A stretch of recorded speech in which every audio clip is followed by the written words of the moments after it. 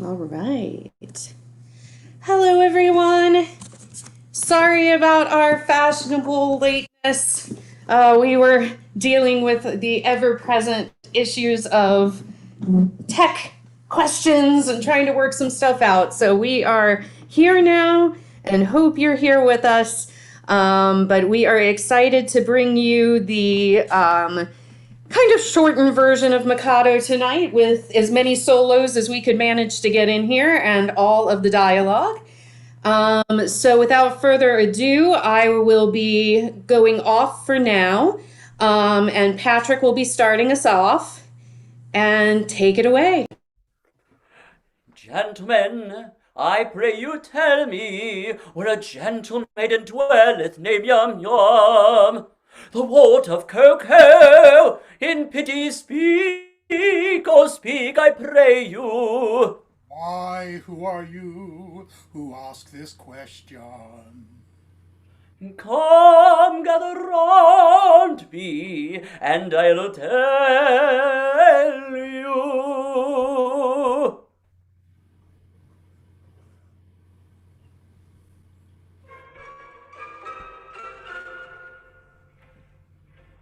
A wandering minstrel, I, a thing of shreds and patches, of ballad songs and snatches, and dreamy lullaby. My catalogue is long through every passion ranging, and to your humours changing, I tune my supple song, I tune my supple song. Are you in sentimental mood? I'll sigh with you. Oh, sorrow, on maiden's goodness do you brood, I'll do so too. Oh, sorrow, sorrow, I'll charm your willing ears with songs of lovers' fears. Why your sympathetic cheeks, thy cheeks bedew. Oh, sorrow, sorrow.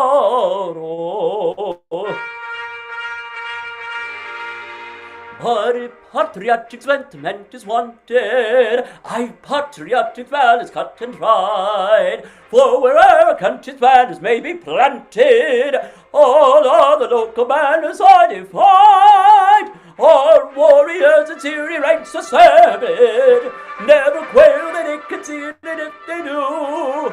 And I shouldn't be surprised, the nation drove in mighty troops, the troops of Tipu.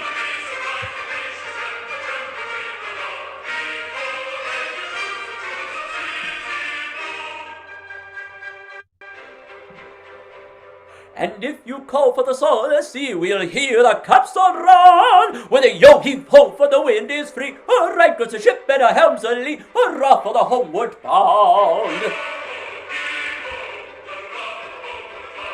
To lay aloft in a howling breeze may tickle a ladman's taste, but the happiest hour a sailor sees is that he's at an inland town with his Nancy on his knee. Yo-ho! And his arm around her waist.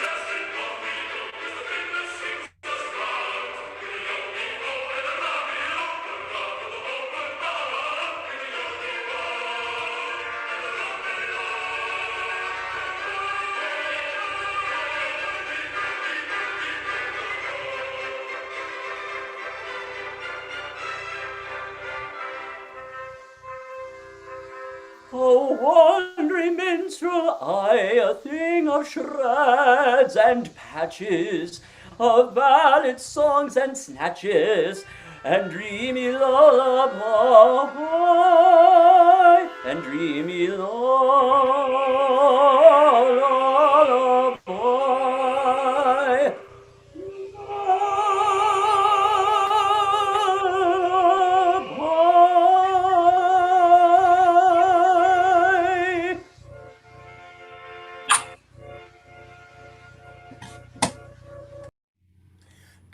what may be your business with Yum Yum?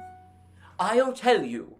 A year ago, I was a member of the Chichibu Town Band. It was my duty to take the cup round for contributions. While discharging this delicate office, I saw Yum Yum. We loved each other at once, but she was betrothed to a guardian Coco, a cheap tailor. And I saw that my suit was hopeless, overwhelmed with despair. I quitted the town, judge of my delight when I heard, a month ago, that Coco had been condemned to death for flirting. I hurried back at once, in hope of finding Yum Yum at liberty to listen to my protestations. It is true that Coco was condemned to death for flirting, but he was reprieved at the last moment and raised to the exalted rank of Lord High Executioner under the following remarkable circumstances.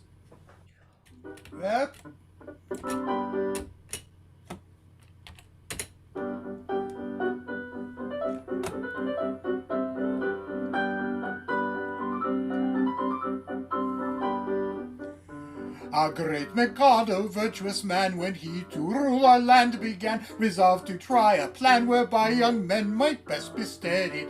So he decreed with words succinct that all who flirted, leered, or winked, unless connubially linked, should forthwith be beheaded, should forthwith be beheaded.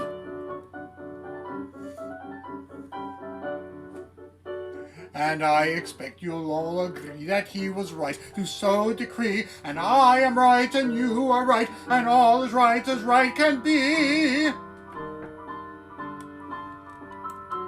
And all is right as right can be, right as right can be.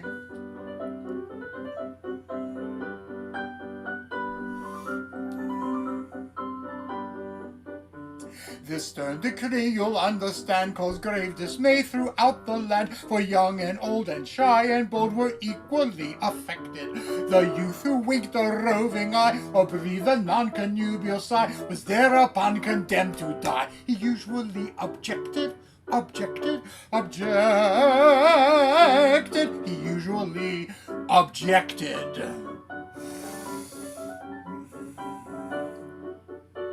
And you'll allow, as I expect, that he was right who so object, and I am right and you are right, and everything is quite correct. And everything is quite correct, all is quite correct.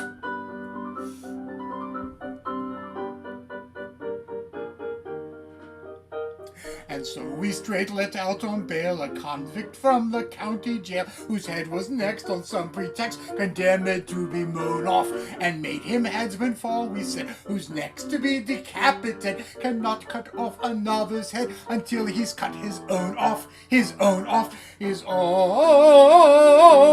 until he's cut his own off.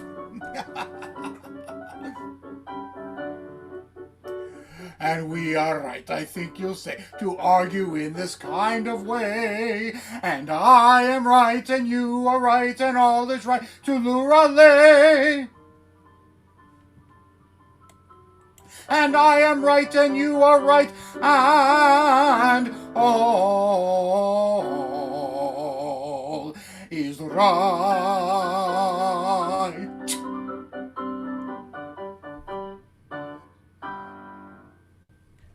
Coco, the chief tailor, Lord High Executioner of Titipu. Why, that's the highest rank system can attain. It is. Our logical Mikado, seeing no moral difference between the dignified judge who condemns a criminal to die and the industrious mechanic who carries out the sentence, has rolled the two offices into one, and every judge is now his own executioner. But how good of you, for I see that you are a nobleman of the highest rank, to condescend to tell all this to me, a mean strolling minstrel. Don't mention it. I am, in point of fact, a particularly haughty and exclusive person. of pre-Adamite ancestral descent. You will understand this when I tell you that I can trace my ancestry back to a protoplasmo-primordial atomic globule. Consequently, my family pride is something inconceivable. I can't help it. I was born sneering. But I struggle hard to overcome this defect. I mortify my pride continually. When all the great officers of state resigned in a body because they were too proud to serve under an ex-tailor, did I not unhesitatingly accept all their posts at once? And the salaries attached to them. You did it. It is consequently my degrading duty to serve this upstart as First Lord of the Treasury, Lord Chief Justice, Commander-in-Chief, Lord High Admiral, Master of the Buckhounds, Groom of the Backstairs, Archbishop of Titipu, and Lord Mayor, both acting and elect, all rolled into one, and at a salary. A poobah paid for his services. I a salaried minion, but I do it. It revolts me, but I do it. And it does you credit. But I don't stop at that. I go and dine with middle-class people on reasonable terms. I dance at cheap suburban parties for a moderate fee. I accept refreshment at any hands, however lowly. I also retail state secrets at a very low figure. For instance, any further information about Yum Yum would come under the head of a state secret. Another insult, and I think a light one.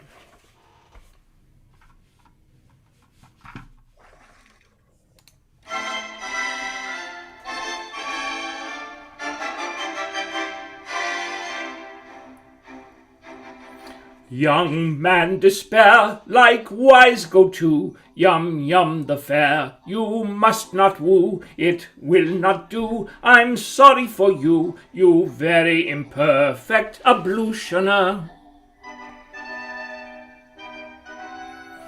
This very day from school, Yum Yum will wend her way and homeward come with beat of drum and a rum-tum-tum to wed the Lord High Executioner.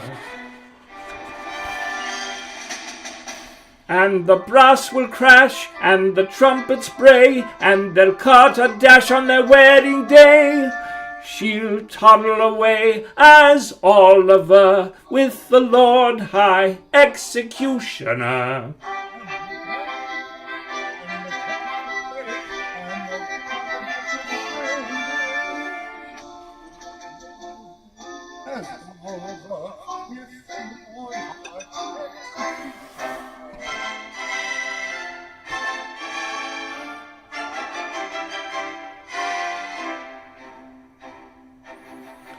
It's a hopeless case, as you may see, and in your place away I'd flee, but don't blame me, I'm sorry to be of your pleasure a diminutioner. They'll vow their pact extremely soon. In point of fact, this afternoon, her honeymoon with that buffoon at 7 commences, so you shun her. And the brass will crash, and the trumpets bray, and they'll cut a dash on their wedding day. She'll toddle away as Oliver with the Lord High Executioner.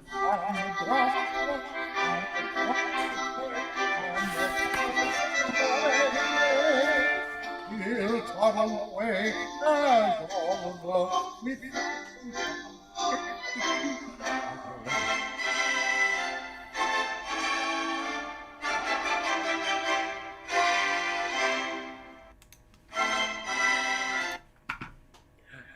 And have a journey for a month, money, to learn that Yum Yum, whom I love so deep, This day to come is to be united. The fact appears to be as you've recited. But here he comes, equipped as suits his station. He'll give you any further information.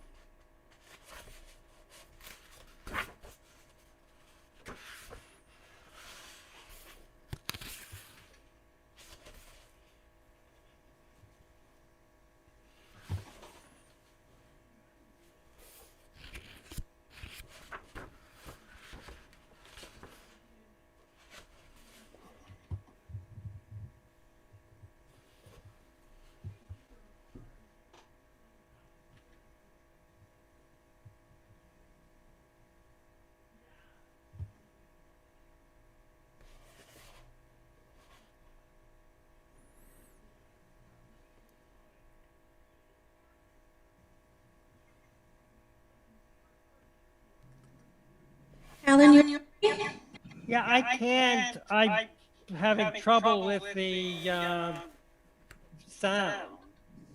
okay? And I don't know how to get back into the fix the sound mode. I'm sorry. Because I can barely hear anybody.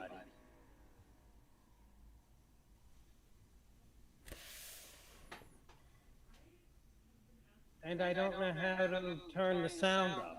I could just go and do it and hope for the best.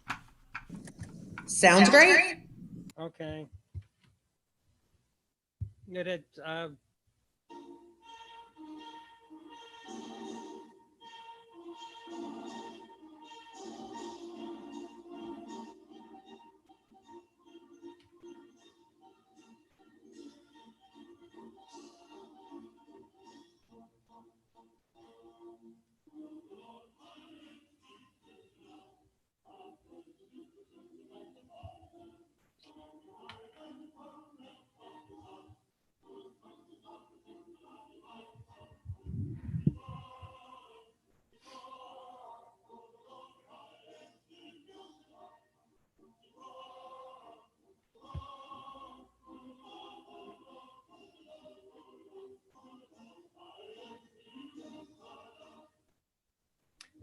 Taken from a county jail by a set of curious chances, liberated then on bail by my own reanxances, wafted by a favoring gale, as someone is in trances, to a flighted who can scale, saved by long and weary dances, surely never had a male under such like circumstances, so adventurous a tale which may rank with most romances. Take Surely never had a male so adventurous a tale.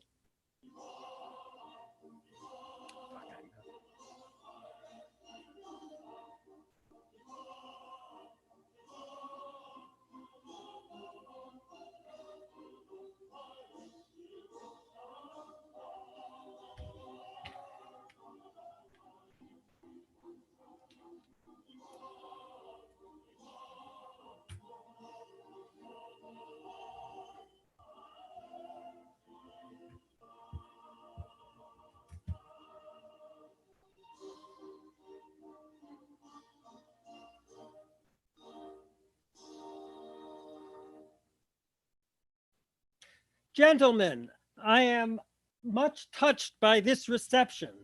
I can only trust that by strict attention to duty, I shall ensure a continuance of those favors which it will be ever my study to deserve. If I should ever be called upon to act professionally, I'm happy to think that there will be no difficulty in finding plenty of people whose loss will be a distinct gain to society at large.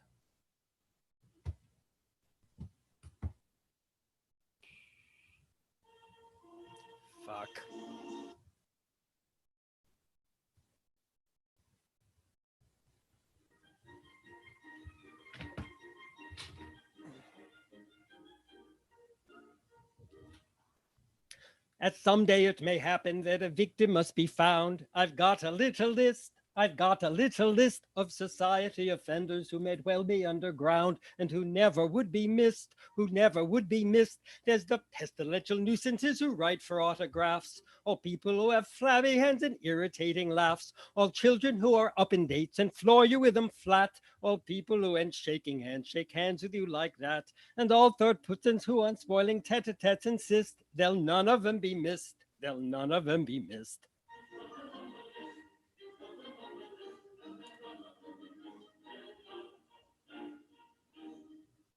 There's the narcissistic tenor and the loud, obnoxious bass, and the piano organist. I've got him on the list.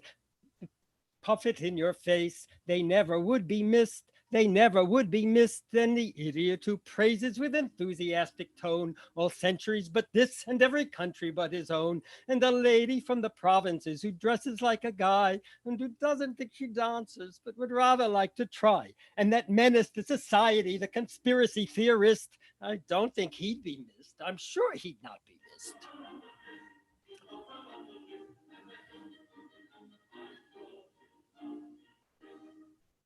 And that Nisi Prius nuisance who just now is rather rife, the judicial humorist. I've got him on the list. All funny fellows, comic men and clowns of private life. They'd none of them be missed. They'd none of them be missed. And apologetic statesmen of a compromising kind, such as, what do you call him? A thingamy-bob. And likewise, never mind. And Tut and what's his name? And also, well, you know who. The task of filling up the blanks I'd rather leave to you, but it really doesn't matter whom you put upon the list, for they none of them be missed. They'll none of them be missed.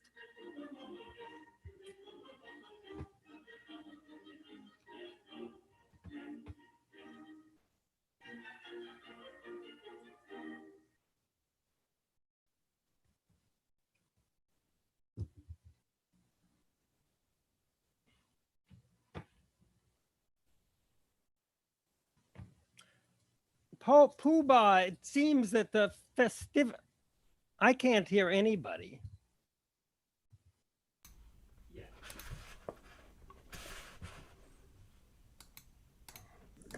You're great, Alan. We can hear you. Yeah, but I can't hear you, making it hard to do the dialogue. Anyway. Just you start the scene. So just go ahead. Poobah, it seems that the festivities in connection with my approaching marriage must last a week. I should like to do it handsomely, and I want to consult you as to the amount I ought to spend upon them. Certainly. In which of my capacities?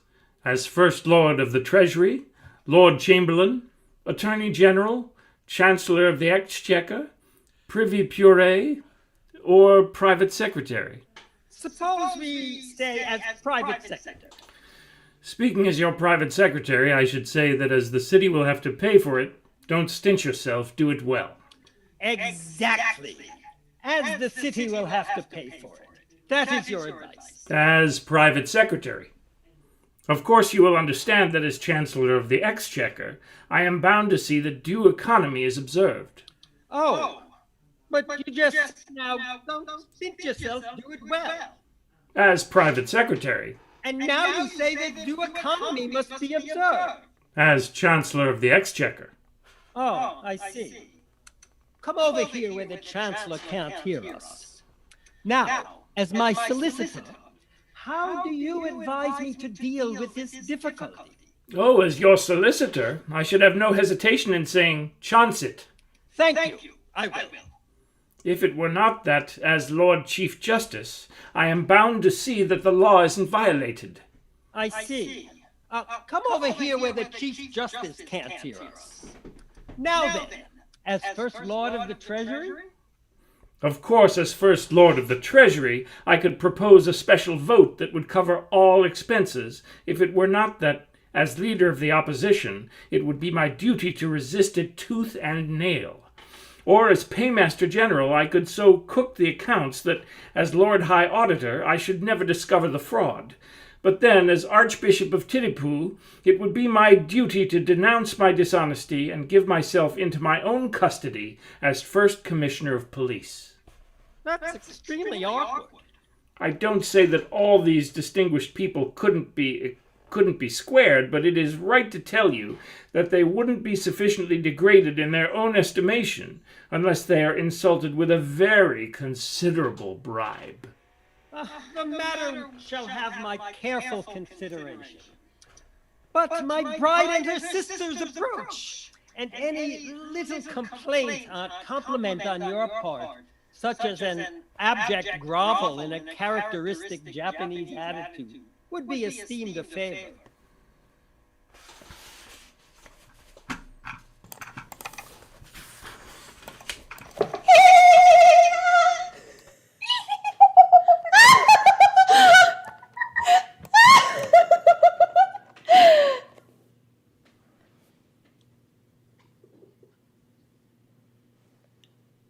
Some of her 3 little mates from school.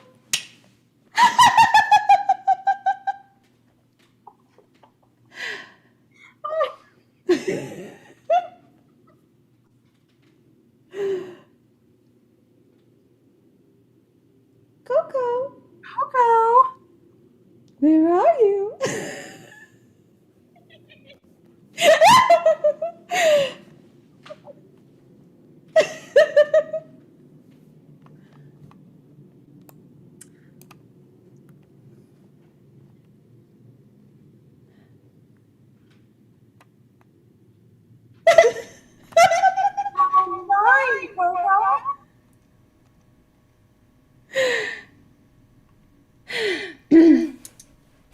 Page 9. Coco's line.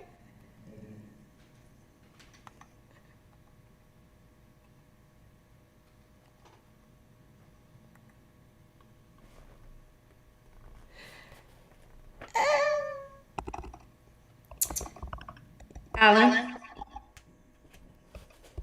Can't hear you.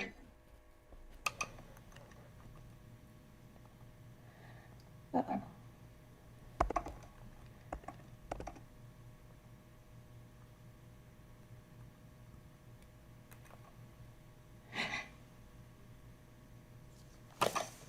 Must be during the encore.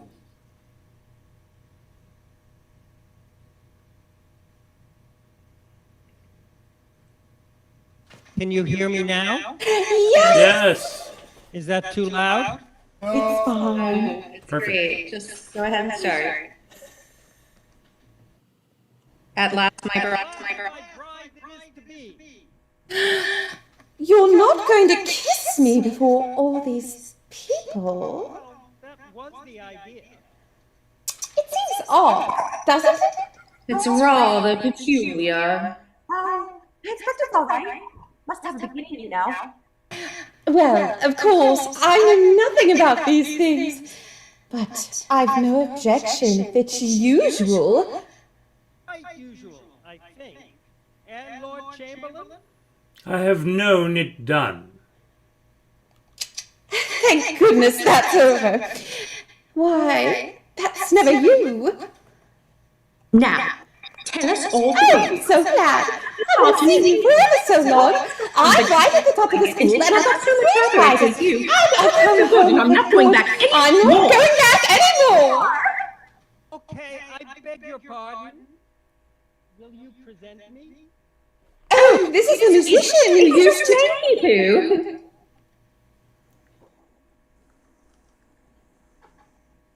Oh, if you please, he's the gentleman who used to so play so beautifully on the Marine Parade. Yes, I think that was the name of the instrument. I have the good fortune to love your ward. Yum yum. Oh, I know I deserve your anger. Anger! Not a bit, my boy. Why, I love her myself. Charming little girl, isn't she? Pretty eyes, nice hair. Taking little things all together.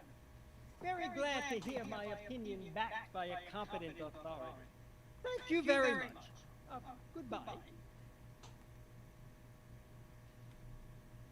I beg your pardon. But what is this? Customer come to try out? That is a tremendous swell. Oh, it's alive. Go away, little girls. Can't talk to little girls like you. Go away, there's dears.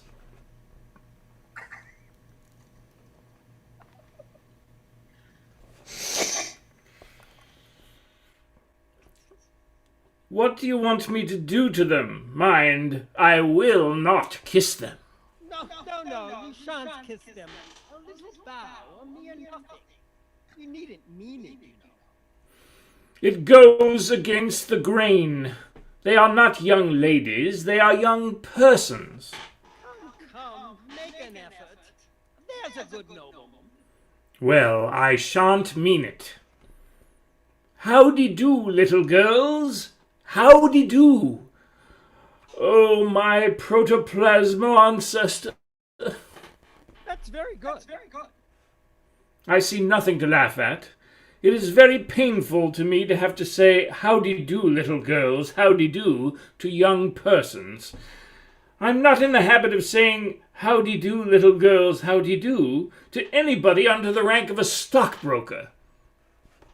Don't laugh at him. He can't help it. He's under treatment for it.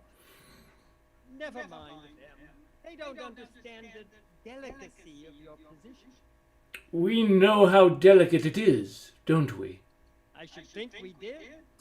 How a nobleman of your importance can do it at all is a thing I can never shall understand.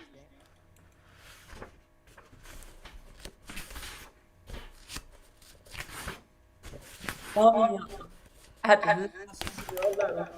I have spent night and day for 3 weeks in the belief that your god was beheaded. And I find that he's about to be married to his afternoon. Alas, yes! But you do not love him.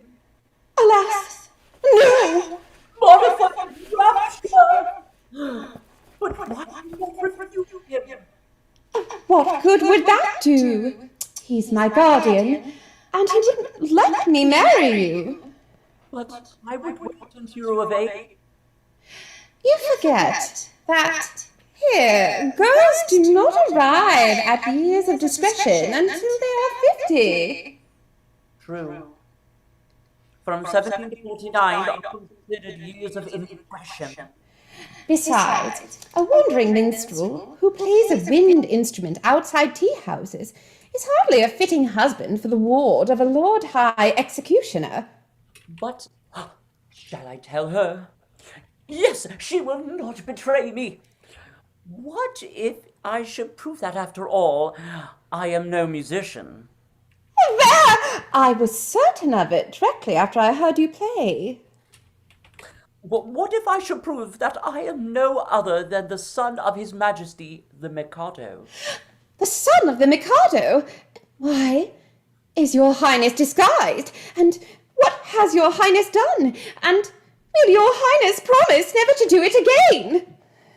Some years ago, I had the misfortune to captivate Katasha, an elderly lady of my father's court. She misconstrued my customary affability into expressions of affection and claimed me in marriage under my father's law. My father, the Lucius Junius Brutus of his race, ordered me to marry her within a week or perish ignominiously on the scaffold. That night, I fled his court, and, assuming the disguise of a second trombone, I joined the band in which you found me when I had the happiness of seeing you. If you please, I think your Highness had better not come too near. The laws against flirting are excessively severe. But we are quite alone, and nobody can see us. Still, that doesn't make it right. To flirt is capital. It is capital. And we must obey the law. Deuce take the law. I wish it would, but it won't. If it were not for that, how happy we might be. Happy indeed. But were not for the law, we should now be sitting side by side, like that. Instead of being obliged to sit half a mile off, like that. We should be gazing into each other's eyes, like that. Breathing sighs of unutterable love. Like that. with our arms around each other's waists. Like that. Oh, yes, if it wasn't for the law.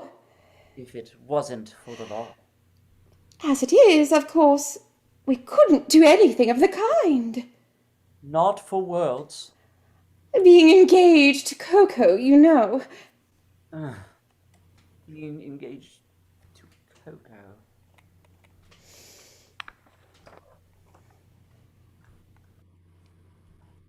Goes.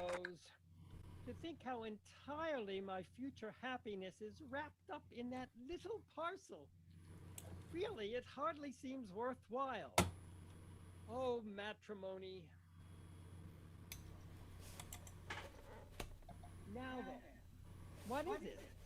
Can't you see I'm soliloquizing? You have interrupted an apostrophe, sir. I am the bearer of a letter from His Majesty the Mikado. A letter from the Mikado? What in the world can he have to say to me? Here it is at last. I thought it would come sooner or later. The Mikado is struck by the fact that no executions have taken place in Titipu for a year, and decrees that unless somebody is beheaded within 1 month, the post of Lord High Executioner shall be abolished, and the city reduced to the rank of a villain. Without the above law, in irretrievable ruin. Yes, there is no help for it. I shall have to execute somebody at once. The only question is, who shall it be? Well, it seems unkind to say so, but as you're already under sentence of death for flirting, everything seems to point to you. To me? What are you talking about? I can't execute myself. Why not? Why not? Because in the first place, self-decapitation is an extremely difficult, not to say dangerous, thing to attempt. And in the second, it's suicide. And suicide is a capital offense. That is so, no doubt. We might reserve that. True, it could be argued 6 months hence, before the full court. Besides, I don't see how a man can cut off his own head. A man might try. If you only succeeded in cutting it half, that something. It would be taken as an earnest of your desire to comply with the imperial will.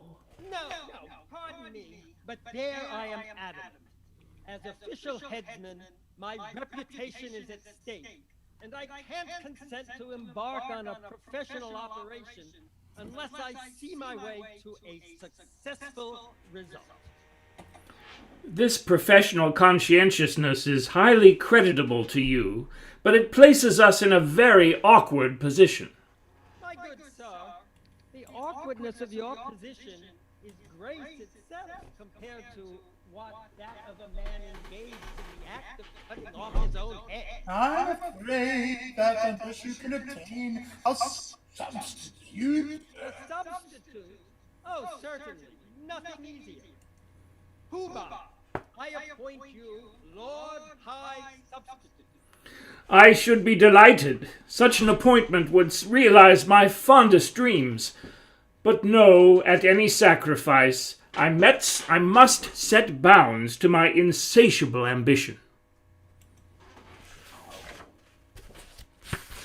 This is simply appalling.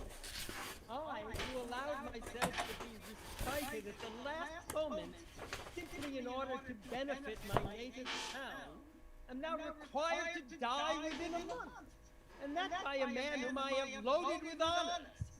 Is this public gratitude? Is this? Go away, sir. How dare you? Am I never to be permitted to soliloquize?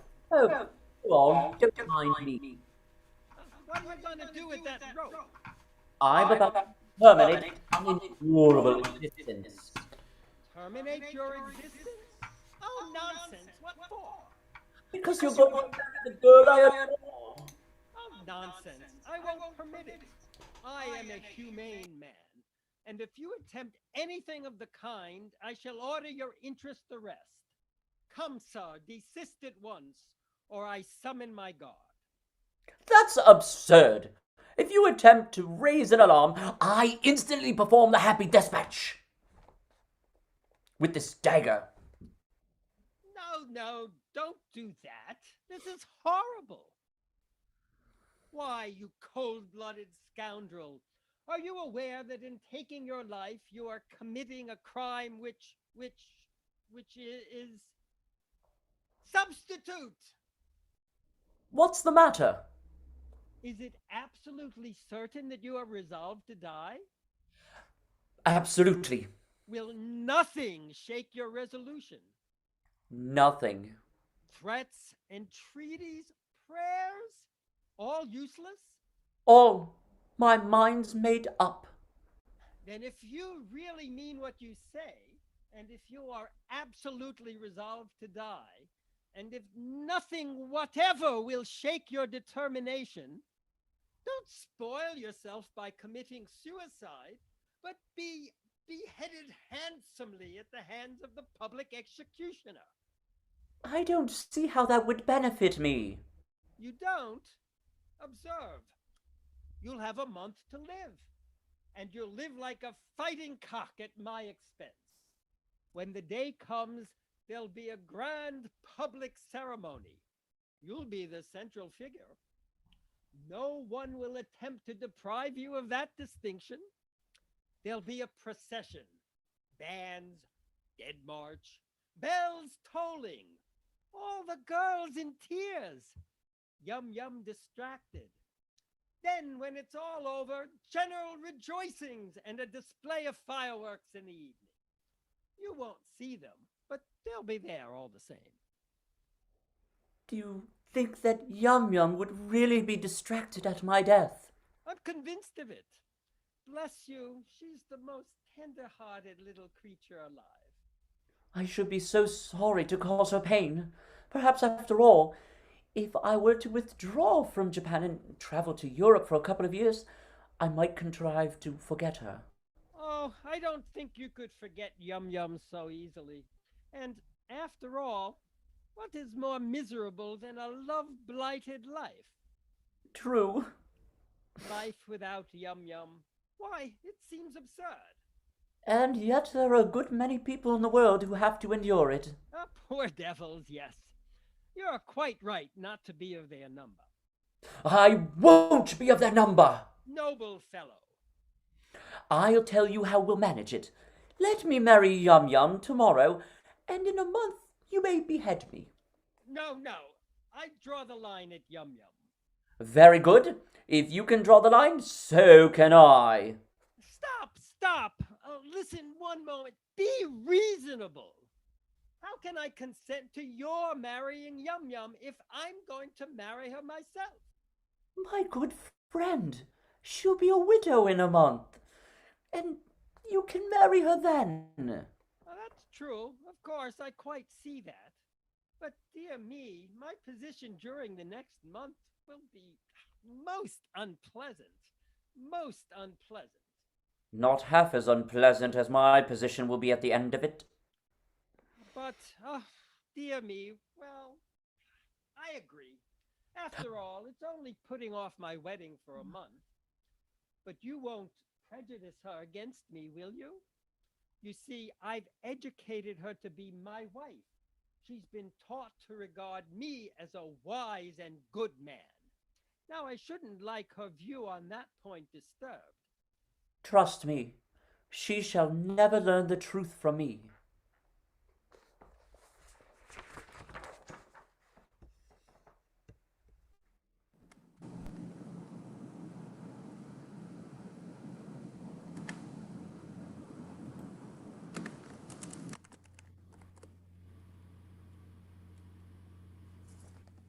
Intermission? No, there's some... No. Hoo-bah Act 2, ladies. Act 2? Mm-hmm. All right. With me? Okay. Yes, I am indeed beautiful. Sometimes. I sit and wonder, in my artless manner, why it is that I am so much more attractive than anybody else in the whole world. Can this be vanity? No. Nature is lovely and rejoices in her loveliness. I am a child of nature and take after my mother.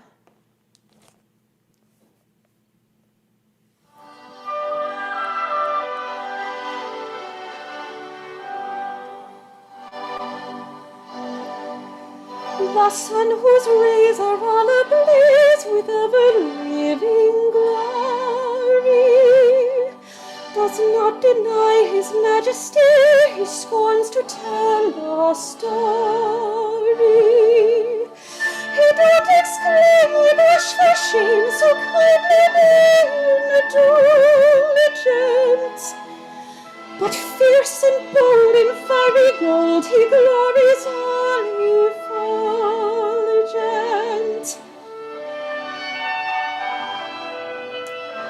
I mean to rule the earth as he the sky. We really know the sun and I mean to rule the earth as he the sky. We really know our worth, the sun and I.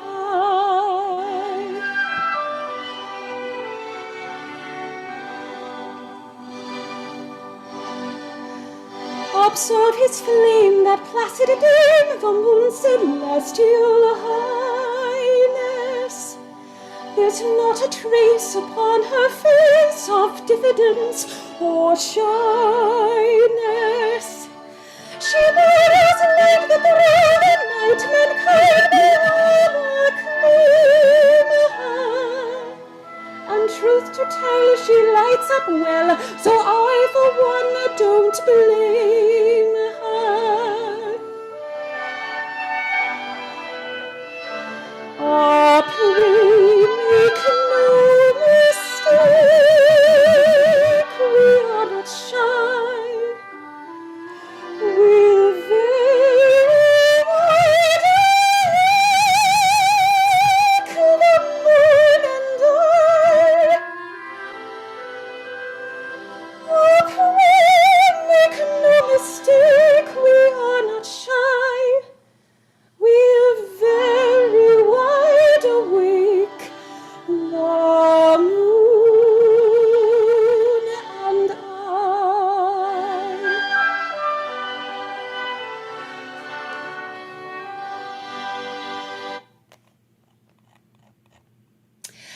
Yes, everything seems to smile upon me. I am to be married today to the man I love best, and I believe I am the happiest girl in Japan. The happiest girl indeed, for she is indeed to be envied who has attained happiness in all but perfection. In all but perfection. Well, dear, it can't be denied that the fact that your husband is to be beheaded in a month is, well, in its way, a drawback. It does seem to take the top off of it, you know. I don't know about that. It all depends. Well, at all events, he will find it a drawback. Not necessarily. Bless you, it all depends. I think it very indelicate of you to refer to such a subject on such a day. If my married happiness is to be Cut short. well, cut short in a month, can't you let me forget it? And on her wedding morn, Oh, they've been reminding me that in a month you ought to be beheaded. Reminding her that you're to be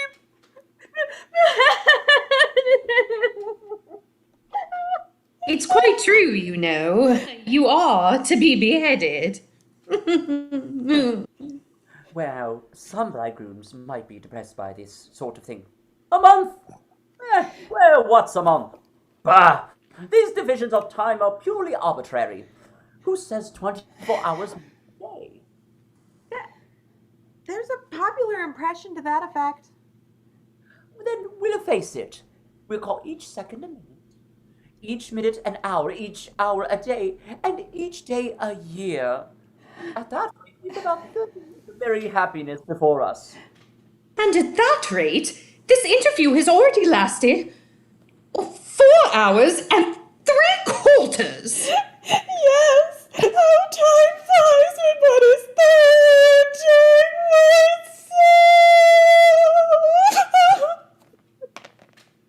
That's the way to look at it. Don't let's be downhearted.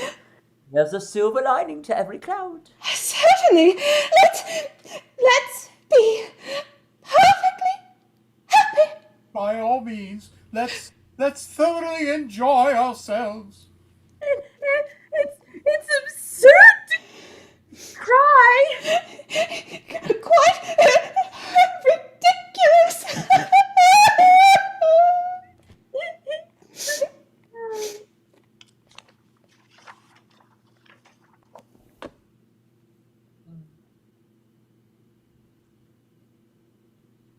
Go on, don't mind me.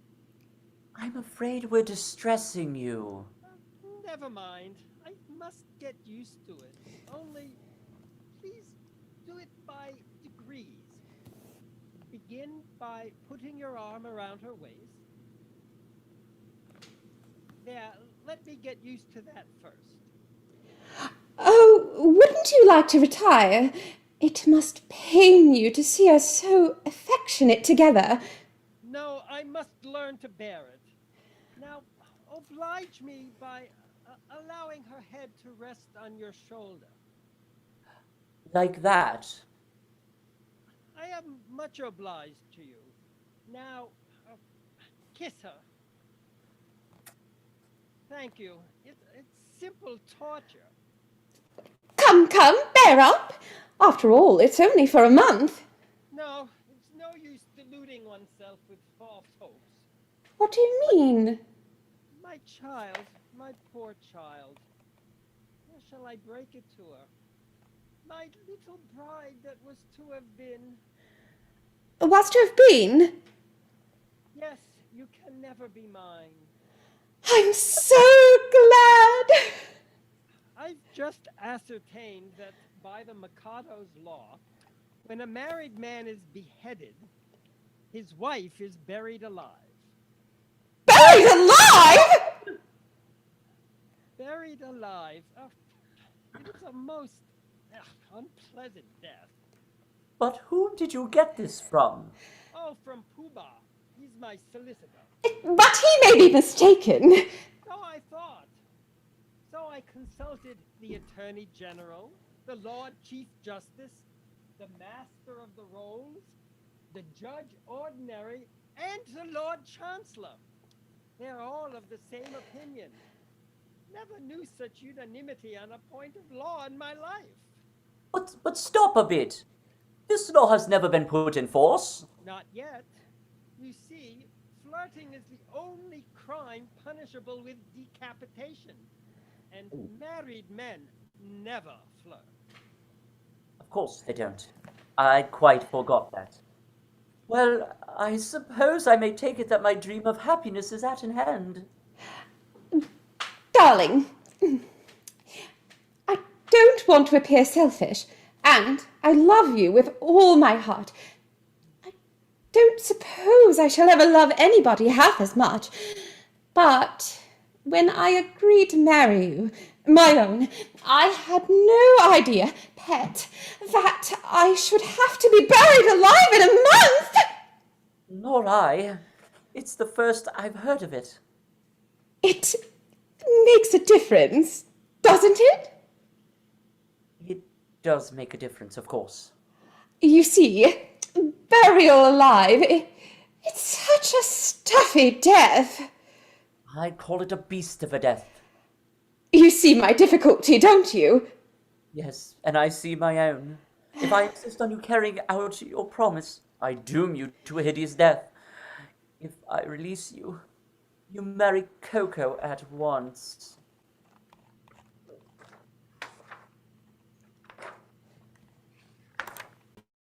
My poor boy, I'm really very sorry for you. Thanks, old fellow. I'm sure you are. You see, I'm quite helpless. I quite see that. I can't conceive anything more distressing than to have one's marriage broken off at the last moment. But you shan't be disappointed of a wedding. You shall come to mine. It's awfully kind of you, but that's impossible. Oh, why so? Today I die. What do you mean? I can't live without Yum Yum. This afternoon I perform the happy dispatch. No. Pardon me, I can't allow that. Why not? Why, hang it all, you're under contract to die by the hand of the public executioner in a month's time. If you kill yourself, what's to become of me? Why, I shall have to be executed in your place. It would certainly seem so. Now then, Lord Mayor, what is it? The Mikado and his suite are approaching the city and will be here in 10 minutes. The Mikado? He's coming to see whether his orders have been carried out. Now, look here. You know, this is getting serious. A bargain's a bargain. And you really mustn't frustrate the ends of justice by committing suicide. As a man of honor and a gentleman, you are bound to die ignominiously by the hands of the public executioner. Very well then. Behead me. What? Now? Certainly, at once. Chop it off! Chop it off! My good sir, I don't go about prepared to execute a gentleman at a moment's notice. Why, I never even killed a blue bottle. Still, as Lord High Executioner. My good sir, as Lord High Executioner, I've got to behead him in a month. I'm not ready yet. I don't know how it's done. I'm going to take lessons. I mean to begin with a guinea pig and work my way through the animal kingdom till I come to a second trombone. Why, you don't suppose that as a humane man, I'd have accepted the post of Lord High Executioner if I hadn't thought the duties were purely nominal. I can't kill you. I can't kill anything. I can't kill anybody. Come, my poor fellow. We all have unpleasant duties to discharge at times. After all, what is it? If I don't mind, why should you? Remember, sooner or later, it must be done. Must it? Not so sure about that. What do you mean? Why should I kill you when making an affidavit that you've been executed will do just as well? Here are plenty of witnesses. The Lord Chief Justice, Lord High Admiral, Commander-in-Chief, Secretary of State for the Home Department, First Lord of the Treasury, and Chief Commissioner of Police. But where are they? There they are. They'll all swear to it. Won't you? Am I to understand that all of us high officers of state are required to perjure ourselves to ensure your safety? Why not? You'll be grossly insulted as usual. Will the insult be cash down or at a date? It will be a money-ready transaction. Well, it will be a useful discipline. Very good. Choose your fiction and I'll endorse it. Ha ha! Family pride, how do you like that, my buck? But I tell you that my life without Yum Yum is... Yum, yum, bother Yum Yum. Here, Commissionaire, go and fetch Yum Yum. Take Yum Yum and marry Yum Yum. Only go away and never come back again. Here she is. Yum Yum, are you particularly busy? Not particularly. You've 5 minutes to spare? Yes. Then go along with His Grace the Archbishop of Titipu. He'll marry you at once. But if I'm to be buried alive... Don't ask any questions, but do as I tell you, and Nanki-Poo will explain all. But one moment. Not for worlds. Here comes the Mikado, no doubt to ascertain whether I've obeyed his decree. And if he finds you alive, I shall have the greatest difficulty in persuading him that I've beheaded you. Close that thing, for here he comes.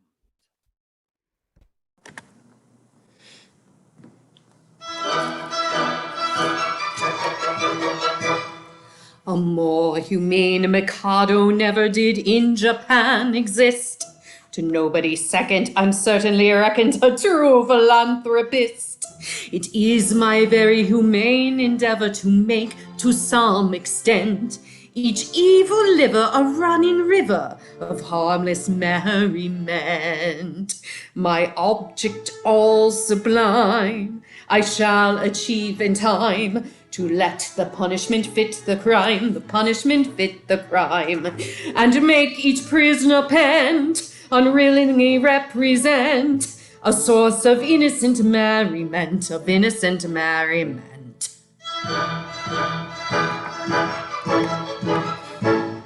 O prosy dull society sinners who chatter and bleat and bore are sent to hear sermons from mystical Germans who's preached from 10 till 4. The amateur tenor who vocal villainies all desire to shirk shall during off hours exhibit his powers to Madame Tussauds work. The lady who draws a chemical yellow or stains her grain hair puce or pinches her figure is painted with vigor with a permanent walnut juice. The idiot who in railway carriages scribbles on window panes, we only suffer to ride on a buffer in parliamentary trains.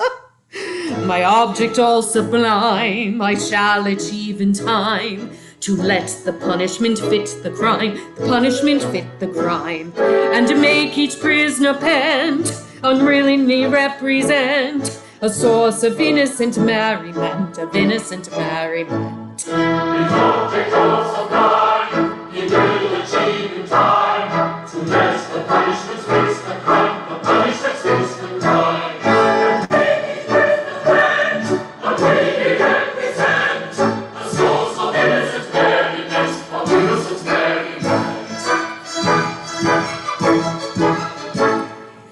Advertising quack who wearies with tales of countless cures. His teeth I've enacted shall all be extracted by terrified amateurs.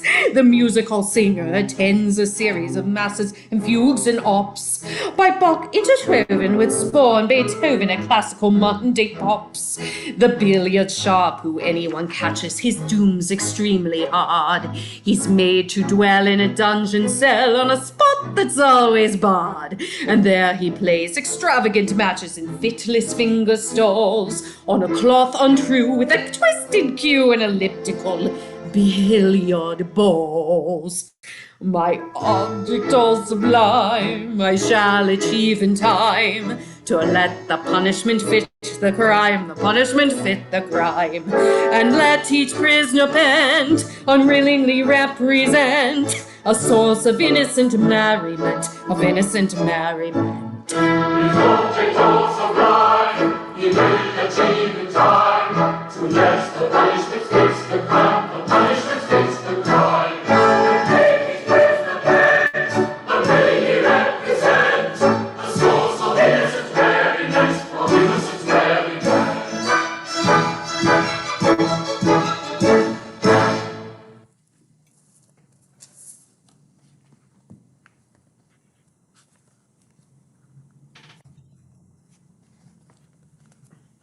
I am honored in being permitted to welcome your majesty. I guess the object of your majesty's visit. Your wishes have been attended to.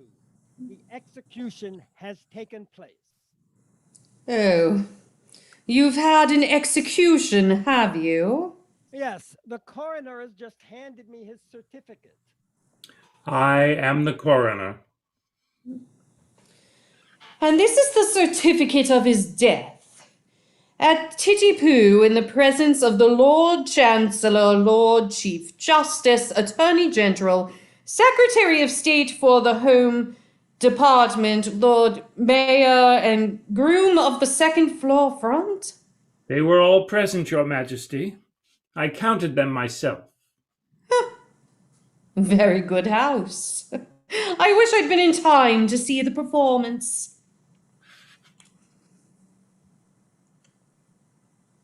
A tough fellow he was, too. A man of gigantic strength. His struggles were terrific. It was a remarkable. Describe it. The criminal cried as he dropped him down in a state of wild alarm. With a frightful, frantic, fearful frown, I bared my big right arm. I seized him by his little pigtail, and on his knees fell he. As he squirmed and struggled and gurgled and guggled, I drew my snicker sleeve, my snicker sleeve. Oh, never shall I forget the cry or the shriek that shrieked he. As from its sheath I gnashed my teeth when I drew my snicker sneeze.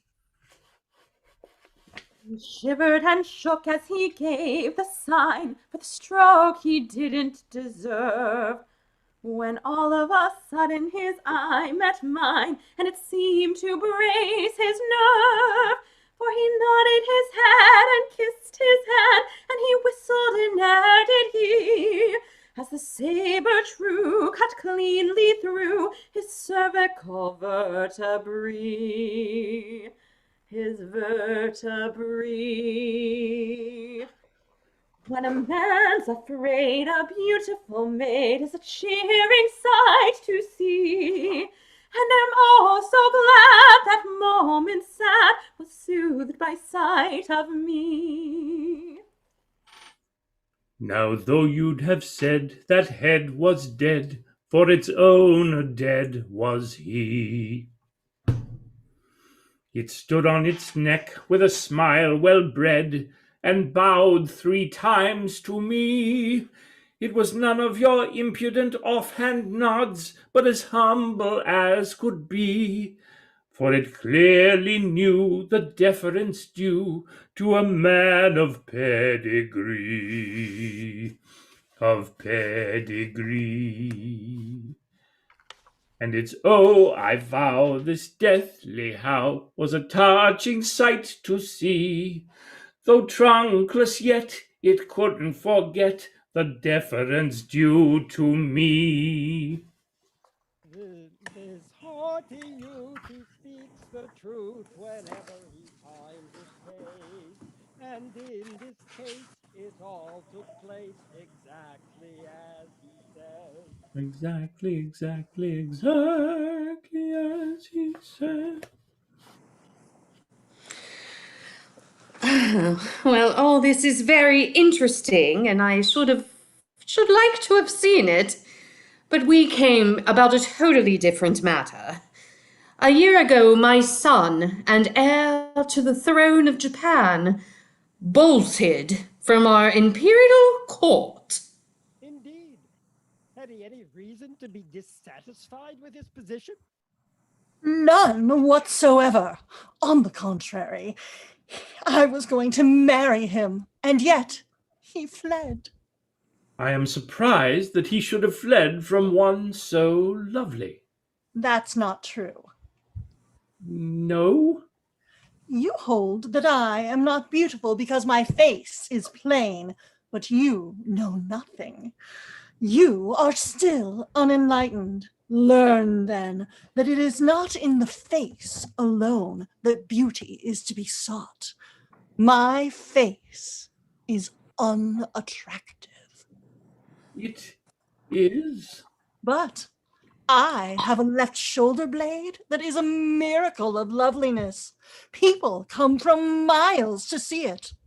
My right elbow has a fascination few can resist.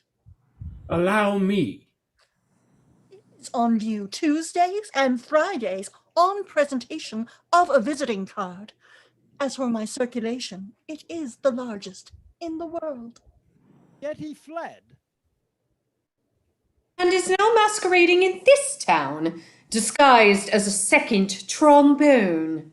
A A second. second trombone. Trombone? Yes.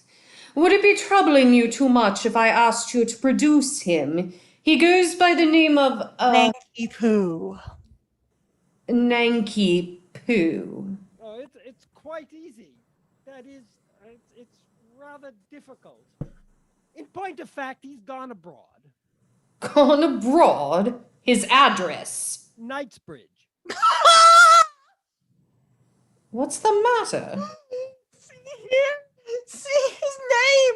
Nanky Poo. Beheaded this morning. Oh, where shall I find another? Where shall I find another? Dear, dear, dear. Oh, this is very tiresome. Ah, my poor fellow. In your anxiety to carry out my wishes, you have beheaded the heir to the throne of Japan. I beg to offer an unqualified apology. I desire to associate myself with that expression of regret. I really hadn't any notion. Of course you hadn't. How could you? Oh, come, my dear fellow. It's no fault of yours. If a man of exalted rank chooses to disguise himself as a second trombone, he must take the consequences. It really distresses me to see you take on so. I've no doubt he thoroughly deserved all he got. We are infinitely obliged to your majesty. Much obliged, your majesty. Very much obliged, your majesty. Obliged? Not a bit.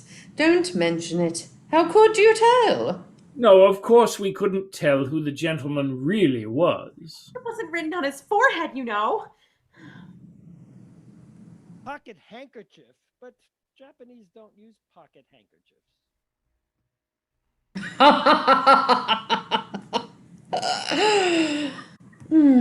I forget the punishment for compassing the death of the heir apparent. Punishment? Yes, something lingering, with boiling oil in it. I fancy something of that sort. I think boiling oil occurs in it, but I'm not sure. I know it's something humorous, but lingering. With either boiling lead or melted oil. Come, don't fret. Not a bit angry. Your majesty will accept our assurance. We had no idea. Of course. I knew nothing about it. I wasn't there. That's the pathetic part of it. Unfortunately, the fool of an act says compassing the death of the heir apparent. There's not a word about a mistake. No. Or not knowing. No. Or having no notion. Or not being there. No. There should be, of course. Yes. But there isn't. Oh. That's the slovenly way in which these acts are always drawn. However, cheer up, it'll be all right. I'll have it altered next session. Now, let's see about your execution. Will after luncheon suit you? Can you wait till then? Oh, yes. We can wait till then. Then we'll make it after luncheon. I don't want any lunch. I'm really very sorry for you all, but it's an unjust world, and virtue is triumphant only in theatrical performances.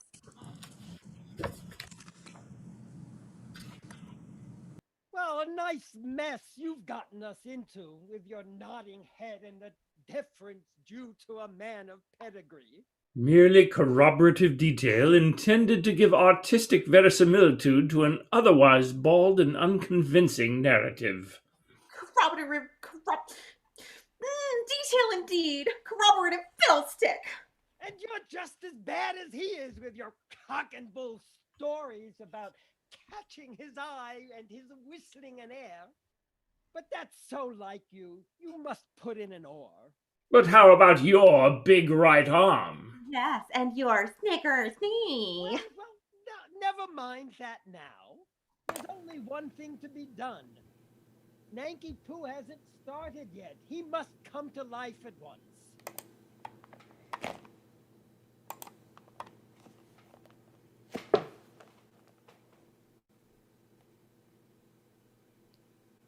Oh, but it's too late. I'm a dead man, and I'm off for my honeymoon. Nonsense! A terrible thing has just happened. It seems you're the son of the Mikado. Yes, but that happened some time ago. Is this a time for airy persiflage? Your father is here, and with Katisha. My father, and with Gartershaw. Yes, he wants you particularly. So does she. Oh, but he's married now. But bless my heart, what has that to do with it? Gartershaw claims me in marriage, but I can't marry her because I'm married already. Consequently, she will insist on my execution. And if I'm executed, my wife will have to be buried alive. You see our difficulty. Yes, I don't know what's to be done. One chance for you. If you could persuade Gartershaw to marry you, she would have no further claim on me. And in that case, I could come to life without any fear of being put to death. Katisha? I really think it's the only course. My good girl, have you seen her? She's something appalling. But that's only her face. She has a left elbow, which people come miles to see. I am told that her right heel is much admired by connoisseurs.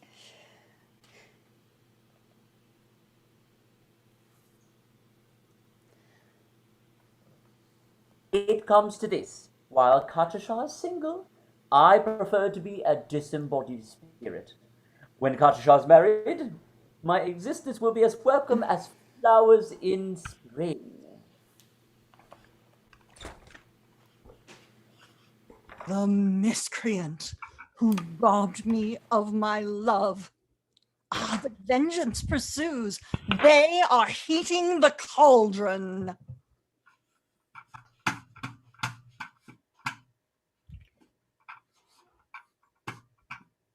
Oh, Coco. Coco, Where I...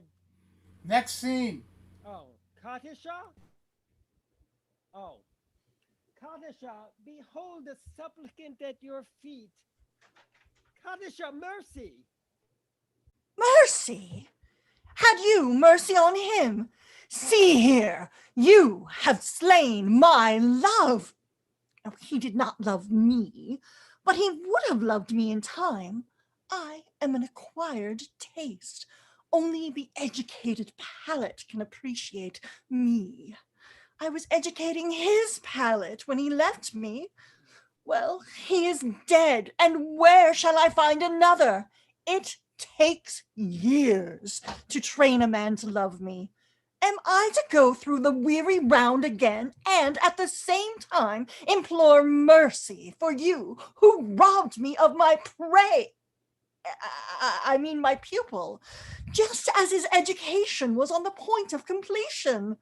Oh, where shall I find another? Here! What? Katisha, for years I have loved you with a white-hot passion that is slowly but suring consuming my vitals. Ah, shrink not from me. If there is aught of woman's mercy in your heart, turn not away from a love-sick suppliant whose every fiber thrills at your tiniest touch. True it is that, under a poor mask of disgust, I have endeavored to conceal a passion whose inner fires are boiling the soul within me. But the fire will not be smothered. It defies all attempts at extinction, and breaking forth, all the more eagerly for its long restraint, it declares itself in words that will not be weighed, that cannot be schooled, that should not be too severely criticized.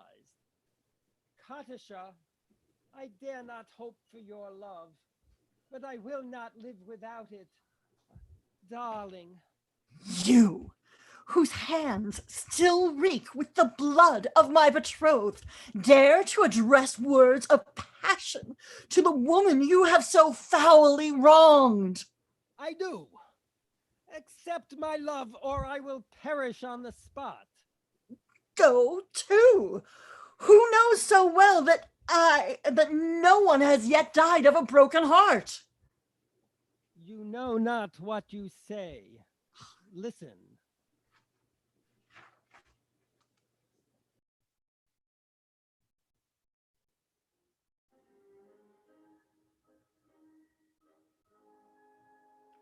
On a tree by a river, a little tomtit sang willow, tit willow, tit willow. And I said to him, Dicky bird, why do you sit singing willow, tit willow, tit willow? Is it weakness of intellect, birdie, I cried, or a rather tough worm in your little inside? With a shake of his poor little head, he replied, oh, willow, tit willow, tit willow.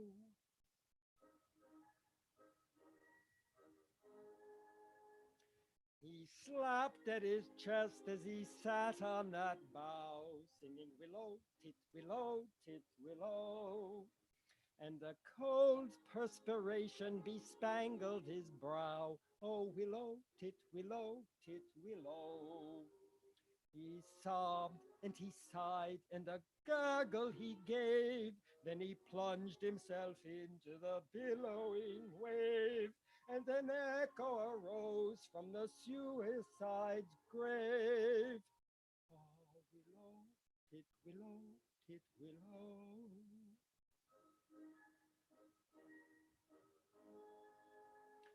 Now I feel just as sure as I'm sure that my name isn't Willow, tit willow, tit willow. That was blighted affection that made him exclaim, oh, willow, tit willow, tit willow. And if you remain callous and obdurate, I shall perish as he did, and you will know why, though I probably shall not exclaim as I die. Oh, willow, tit willow, tit willow.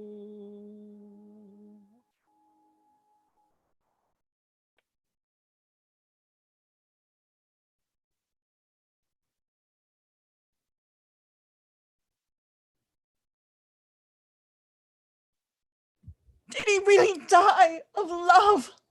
He really did. And all on account of a cruel little hen? Yes. Poor little chap. It's an affecting tale, and quite true. I knew the bird intimately. Did you? He must have been quite fond of her. His devotion was something extraordinary. Poor little chap. And if I refuse you, will you go and do the same? At once. No, you mustn't. Anything but that. Oh, I'm a silly little goose. You are. And you won't hate me because I'm just a little teeny weeny wee bit bloodthirsty, will you? Hate you? Oh, Katisha, is there not beauty even in bloodthirstiness? My idea exactly.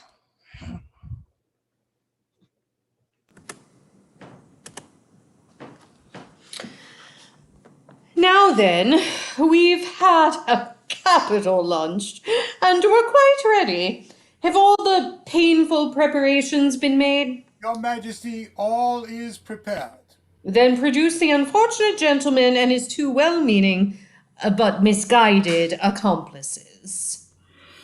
See, mercy for Coco, mercy for Pity Sing, mercy even for Pooh Bah. I beg your pardon. I don't think I quite caught that remark. Mercy even for Pooh-Bah. Mercy. My husband that was to have been is dead, and I have just married this miserable object. Oh, you've not been long about it. We were married before the registrar. I am the registrar. I see. But my difficulty is that you have slain the heir apparent. The heir apparent is not slain. Bless my heart, my son! And your daughter-in-law elected. Traitor, you have deceived me! Yes, you are entitled to a little explanation, but I think he will give it better whole than in pieces. Your Majesty, it's like this. It is true that I stated that I had killed Nanky Poo. Yes, with most affecting particulars. Clearly corroborative detail intended to give artistic verisimilitude to a bald and... Will you refrain from putting in your oar? It's like this. When your Majesty says, let a thing be done, it's as good as done. Practically, it is done, because your Majesty's will is law. Your Majesty says, kill a gentleman, and the gentleman is told off to be killed. Consequently, that gentleman is as good as dead. Practically, he is dead. And if he is dead, why not say so?